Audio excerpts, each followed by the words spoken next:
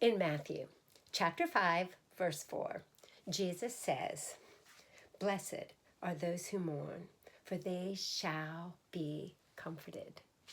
That's a promise. And that's a really important promise to remember when you're talking about navigating this first phase of a transition well, the phase of endings. It's so good to take time and to think through what is ending? What am I losing? And to take time to grieve those losses together with Jesus.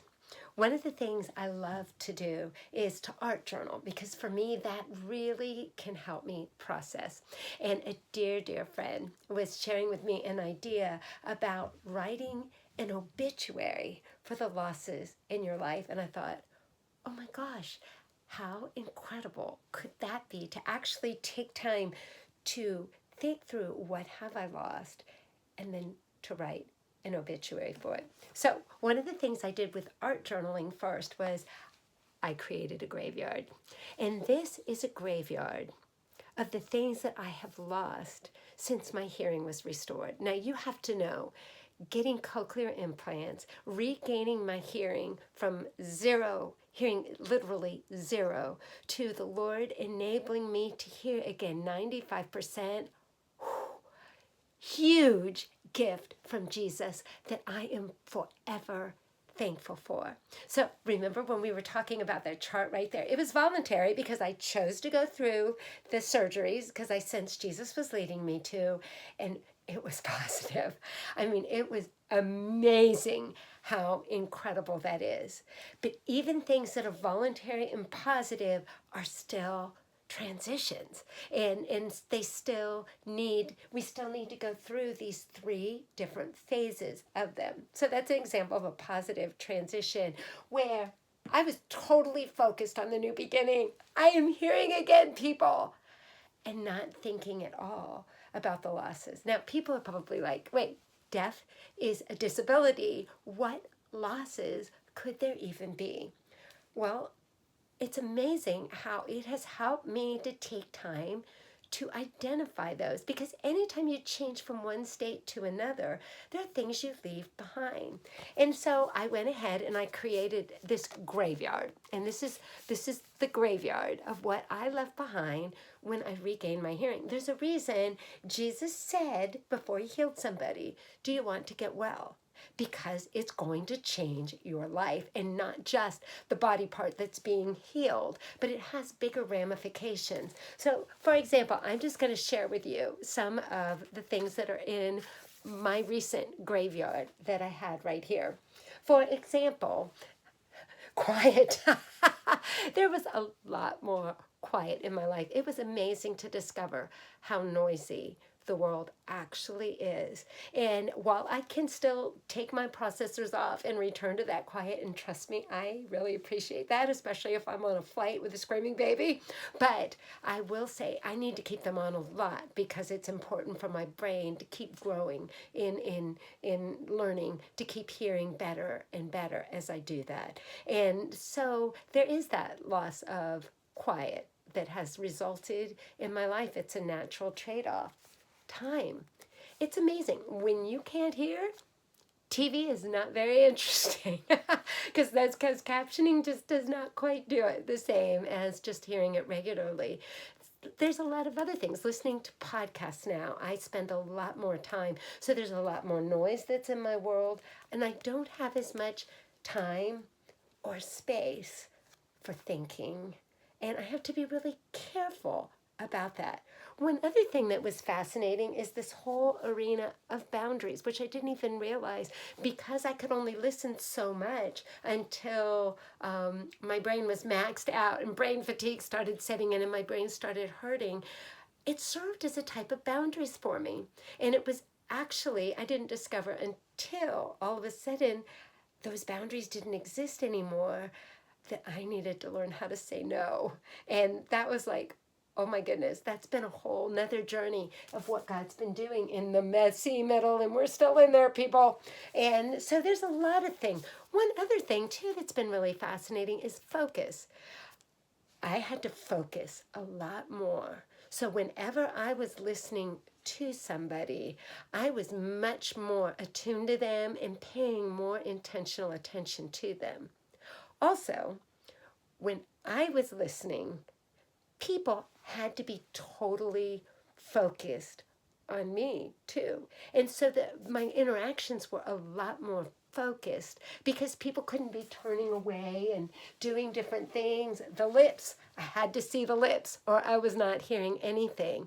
And what's happened is there's been a bit of a decline in relating, and I'm having to find, for me, I have to be more intentional to really focus and be attuned to others. But sometimes I miss them not being as focused when I'm talking because now they know they can do other things or turn other ways. That's a loss, that if that makes sense. And so it's interesting just kind of moving through these different things and realizing I even left one empty because I am still discovering things. But to the extent you can identify in your unique situation, what are the things that you're leaving behind? Could it be the flexibility you had as a college student, the variety in your schedule, friends, if you're moving, a familiarity and the comfortableness of having a set schedule? There's a lot of different things that could actually go on your graveyard. And as you can see, I am not God's gift to art, very simple tombstones, but it was really thought-provoking to take time to list these down. So to start with listing, a second thing that can be so helpful is to just download, if you Google emotional words, a sheet filled with emotional words. Now for me, I do pretty good with the happy, the excited. My vocabulary is pretty good with happy ones. So I have specifically a sheet with emotional pain words because what helps is to be able to then take each one of these things and identify, all right, how do I feel about that loss?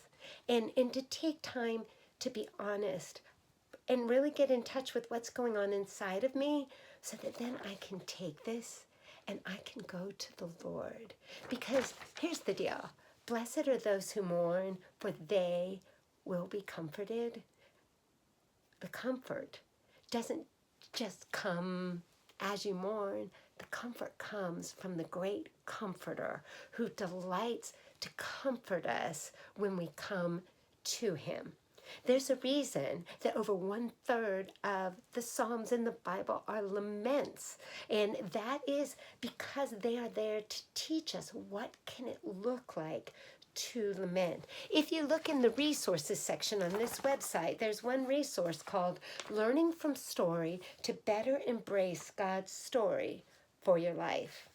This is so powerful to work through this with Jesus when you're going through a transition, which is one of the reasons it's included on this page. But if you open that up and if you sit here and you go through back here on page 10, there's a quote from a wonderful book.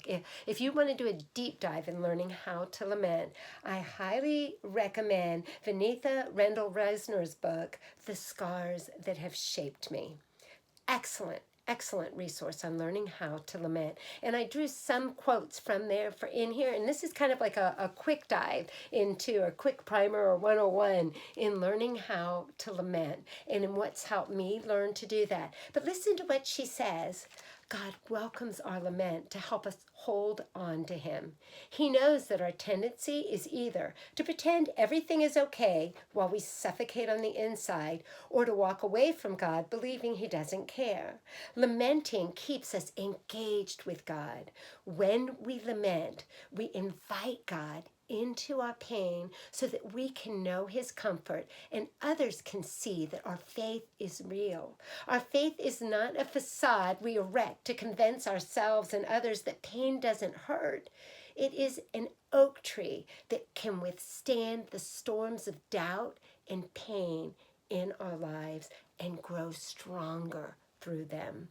Godly lament does not repel people from the gospel, but rather draws them to the Lord. It strengthens rather than destroys the faith of others. When we live authentically, we naturally draw others to God's grace. Do you realize that you're lamenting, you taking time to mourn in the middle of a transition can have a big impact, not only on yourself, but also others around you. She says, intellectually knowing that this affliction, and I guarantee you, transitions, especially when they are involuntary and negative, are right up there. Their afflictions, their trials that you are going through right there. She says, intellectually knowing that this affliction is for my good is not enough. I need an encounter with the living God. And when I unreservedly pour out my heart to him, he tenderly meets me. My biggest challenge is to not turn away or stew in my anger or numb the pain elsewhere. See, that's another thing that can be so powerful here, is to take time and to think through, what does comfort look like for you? And what does numbing look like? Brene Brown, in her course on the gifts of imperfection, she does an art journaling exercise where she encourages you to take a page and divide it in half, and on one side put comfort, the other side put numbing, and start listing creatively the things that fall under each category. That can so raise your awareness, because many times when we are feeling pain, it is so easy to just run away to numb, all right? With food, with TV, with Facebook, with friends, with reading, with, oh, there are so many other ways. Of course, drugs, alcohol, pornography, all of those things can be attempts just to numb the pain inside. And what happens is the enemy is robbing us. The pain doesn't go away. We just feel worse after. It's like a temporary fix, versus when we come to Jesus and we find the comfort that he will give us. Like for me, sometimes what Jesus will do to give me is a good movie that from beginning to end, to see that story. Lord of the Rings has encouraged my soul so many times, because so many times, especially in a transition, I feel like Frodo. This ring is never going to make it to Mordor, you know? And to sit there and see that whole saga from beginning to end, and to see how God's hand is at work in that, even though you never hear God's name mentioned, there's a lot of things. You see the sovereignty that Tolkien puts into there. The sovereign one is orchestrating to bring about the solution, the new beginning that happens after the crisis and the trial has passed. And in the middle of the story, that can be such a powerful encouragement. So to sit there, to identify, what are your losses? How does it make you feel? To learn how to run to Jesus with them, to truly be able to lament, to even write an obituary for each one. That is a really fun exercise. So anyways, those things can be very, very helpful, because what you're doing is, they're all different ways of acknowledging the ending that you have experienced and helping you process it with Jesus, so that you are not only comforted, but ready to move forward as he leads you for his glory.